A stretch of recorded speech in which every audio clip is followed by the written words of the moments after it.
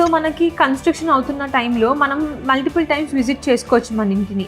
So ఆ టైంలో మనకు ఆల్మోస్ట్ ఒక 80 to 90% ఇల్లు కన్స్ట్రక్షన్ అయిపోయినాక బిల్డర్ మనల్ని పిలుస్తారనమాట, వచ్చి మీ ఇంటిని మీరు ఇన్స్పెక్షన్ చేసుకోండి అని. సో ఆ టైంలో హౌస్ ఇన్స్పెక్షన్ చేసే వాళ్ళు ఉంటారు, వాళ్ళని తీసుకెళ్ళి మనం ఇల్లంతా ఎక్కడెక్కడ ఏమైనా ప్రాబ్లమ్స్ ఉన్నాయా ఏంటి అనేది మాట్లాడుకొని వాళ్ళు మనకి మార్కర్స్ ఇస్తారు. దాంతో మనము ఇక్కడ మాకు ఇది ప్రాబ్లం ఉంది అని చెప్పి మనం అటాచ్ చేయొచ్చు అనమాట. సో దాన్ని బట్టి వాళ్ళు మళ్ళీ మంచిగా దాన్ని చేసిస్తారు. సో ఫైనల్ వాక్ త్రూ అయిపోయిన తర్వాత మనము ఇంకా ఆల్మోస్ట్ ఆ ఇల్లు మనది అయిపోయినట్టే. అప్పుడు మనం ఏం చేయాలంటే ఎస్క్రో దగ్గర మనము ఎంతో పర్సెంటేజ్ కట్టుంటాం కదా, లైక్ 5%, 10%, మిగతా అమౌంట్ అది కూడా మనం ఎస్క్రోకి ఇచ్చేసేయాలి. దాన్ని తీసుకెళ్ళి బిల్డర్కి ఇస్తారు.